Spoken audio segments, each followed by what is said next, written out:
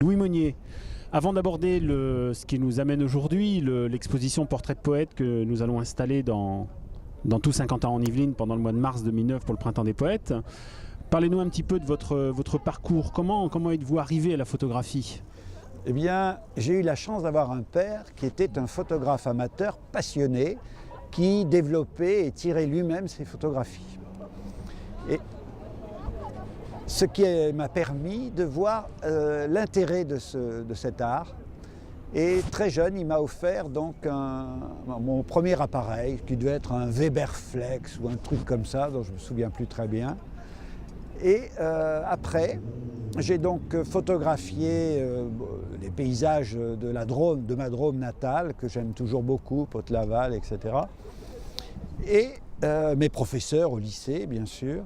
Au lycée, j'ai eu une deuxième chance, c'est d'avoir des professeurs de lettres assez extraordinaires. J'ai fait latin-grec, ce qui était assez rare à l'époque, on était 5. Et ils nous ont donné le goût de la lecture, le goût de la littérature, le goût de la poésie, le goût de la philosophie. C'était des gens assez extraordinaires. Et d'ailleurs, quand je revois de vieux amis de Valence avec qui j'ai fait le lycée Loubet, qui était un lycée classique, eh bien, nous évoquons avec un plaisir assez fort ces professeurs qui se donnaient tellement pour enseigner la littérature. Alors entre ce premier appareil photo que vous a donné votre père vers l'âge de 13 ans et les premières photographies, il y a eu un parcours aussi, un parcours d'études. Vous avez fait un choix particulier? Eh ben, après le lycée classique, je suis monté à Paris, comme on dit.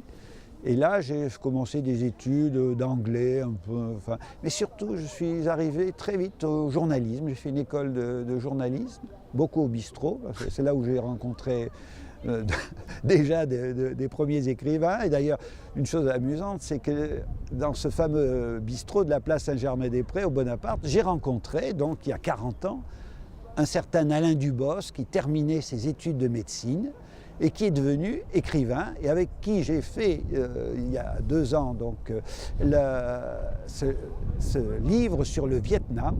Nous sommes partis tous les deux au Vietnam 2 fois, nord et sud, et lui a fait des très très beaux, des très très jolis textes, très précis, et moi j'ai eu la chance de faire de nombreux paysages, et les gens qui travaillent, des artisans, des gens qui travaillent dans les rizières, enfin, tout ce qu'on peut trouver au Vietnam. Et parce que moi je suis toujours passionné par le travail de la main.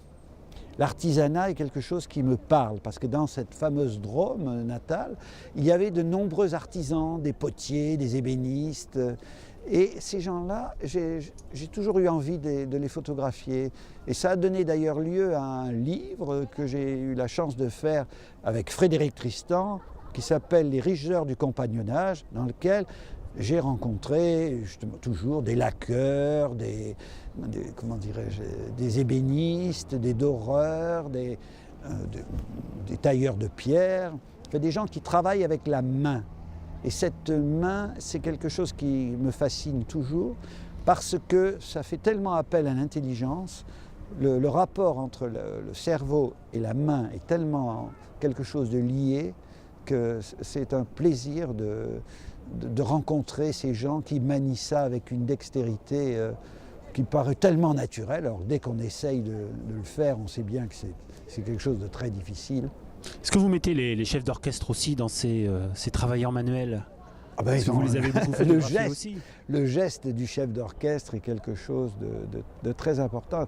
Et donc quand j'ai fait ces photographies de chefs d'orchestre pour un livre qui est sorti à La Martinière, La Symphonie des chefs, ce qui est extraordinaire, c'est de voir comment un chef prend un orchestre, commence à travailler sur une œuvre et accouche de l'œuvre. Ça, cette espèce de miracle qui se passe entre les musiciens et le chef, grâce au geste, grâce à la main toujours, qui invite les musiciens à le suivre. La main est quelque chose d'aussi important que le visage. Alors quand on photographie un écrivain justement, qu'est-ce qui est le plus important? C'est la main, c'est le visage. Sinon, si on faisait le portrait d'un poète ou d'un écrivain, on ne choisirait de ne photographier que ses mains alors? Ah, ce serait insuffisant, mais c'est quand même c'est un deuxième visage.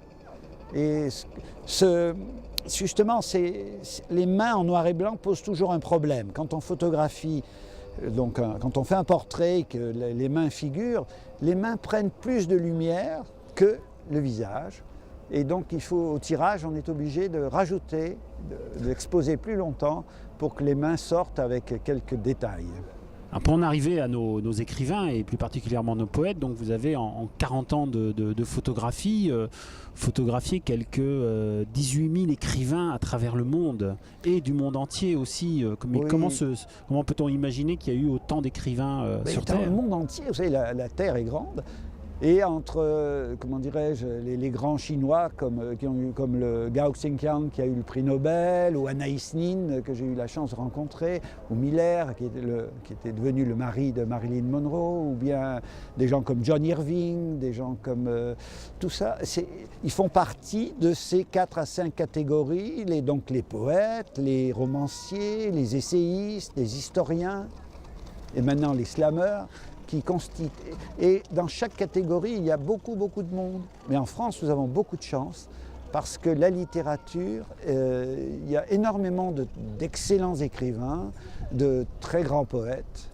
Et on a eu une vague extraordinaire ces dernières années. Donc, on a eu Aragon, on a Jacotet, on a eu Tardieu, on a eu Guy Vic, on a eu...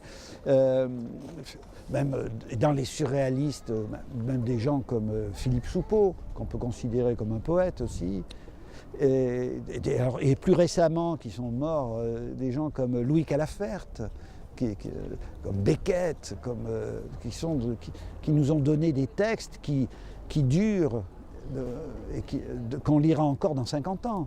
Alors là, vous venez citer beaucoup de poètes, hein. J'en suis très heureux parce que notre exposition Portrait de poète, justement, s'attache à la figure du poète que vous avez pu photographier. Comment se passe un reportage, une rencontre avec un poète dont on sait que l'on va garder une image ou plusieurs images pour un livre ou pour une exposition? Comment ça fonctionne?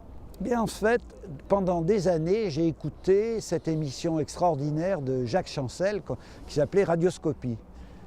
Et Jacques Chancel conduisait son entretien de façon en fait assez semblable. Et je me suis rendu compte que pour obtenir de bonnes photographies d'un auteur, d'un poète ou d'un romancier, il faut s'intéresser à lui et non pas lui raconter ce qui nous intéresse nous. Et là, la personne se réveille, ses yeux s'allument, sa bouche sourit parce qu'on s'intéresse à lui. Qu'est-ce qu'il fait? Quels sont ses domaines de prédilection? Quels sont ses loisirs? Et alors, à partir de ce moment-là, il oublie la présence de l'appareil photo, il est dans son monde. Et vous avez beau avoir de l'éclairage, de la lumière, etc., il l'oublie complètement, il se met à parler, et dans les moments où il se tait, où la bouche est fermée, et là on obtient ce que Cartier-Bresson appelait le moment décisif. C'est vrai que c'est très important, et on voit dans les portraits que l'on a conservés pour l'exposition, on voit des yeux qui brillent, on voit des regards très particuliers, on voit une attention, on voit des gens qui sont dans leur monde à eux aussi, que vous les avez emmenés quelque part, quoi. Et puis comment dirais-je, dès que vous entrez dans le domaine du poète, si c'est la nature, si c'est l'amour, ils ont tellement de choses à vous raconter. C'est ça, au fond, des bonheurs du photographe. Des grands bavards, alors? Des très grands bavards, souvent. Et comme je le suis aussi, quelquefois, ça dure assez longtemps. Ça peut durer longtemps, oui. Alors, cette exposition, donc, montée par la Maison de la Poésie de Saint-Quentin-en-Yvelines pour sa 4e biennale de mars 2009, comment s'est-elle construite? Parce que vous avez déjà été présent à Saint-Quentin-en-Yvelines en 2003 pour la première biennale, et là, voilà, vous êtes revenu, mais non plus avec 30 portraits, mais 200 portraits. Oui, mais là, ça vient aussi d'une amitié qui s'est créée entre Jacques Fournier et moi, qui a su me pousser à rencontrer peut-être un peu plus de grands poètes modernes, actuels. Parce que la poésie actuelle a beaucoup évolué. Par exemple, si on lit un Zénobianu ou un Christophe Galland ou des gens comme ça, on est déjà dans un monde complètement différent. Et les gens qui ne font pas l'effort de rentrer dans cette nouvelle poésie ne peuvent pas comprendre ce qu'est la nouvelle poésie. Que ce qu'est la poésie, en fait, ils ignorent. Oui. En fait, c'est un peu comme la photographie. Il y a beaucoup de photographies dans les journaux. Mais en fait, 97%, 95% des gens ne connaissent rien à la photographie, comme les gens ne connaissent rien à la poésie, à part les amateurs, qui sont peut-être de plus en plus grands.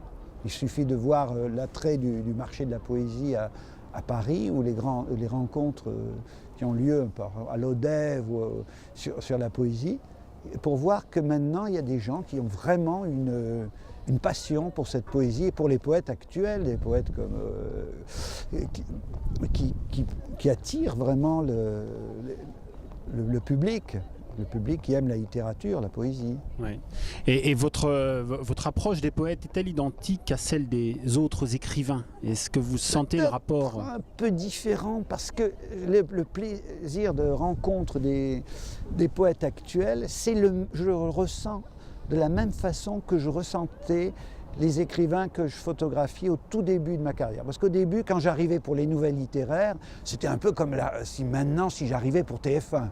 C'était extraordinaire, les gens étaient très gentils, très ouverts. Et les poètes qui sont beaucoup moins sollicités sur le plan des médias, donc ceux que je rencontre actuellement, que j'ai rencontrés pour cette exposition, puisque j'ai photographié spécialement de nombreux poètes, ils ont un peu la même approche, un peu saine, un peu naïve qu'avaient justement ces écrivains, même comme Bazin de l'époque. Alors cette exposition que l'on verra dans 22 lieux différents rassemble, on l'a dit, à peu près 200 portraits de poètes du monde. Qu'est-ce que cette exposition vous apporte à vous après plus de 40 ans de métier, plus de 40 ans de rencontres? D'abord d'exposer dans un lieu où il y a des gens qui finalement... Il y a énormément de gens maintenant qui vivent dans des villes périphériques des grandes agglomérations, que ce soit Paris, Lyon, Marseille, Bordeaux. Et c'est très très agréable de voir ce nouveau public. Et lorsqu'il y aura, je crois que c'est le 3, le 4 mars. Le 4 mars,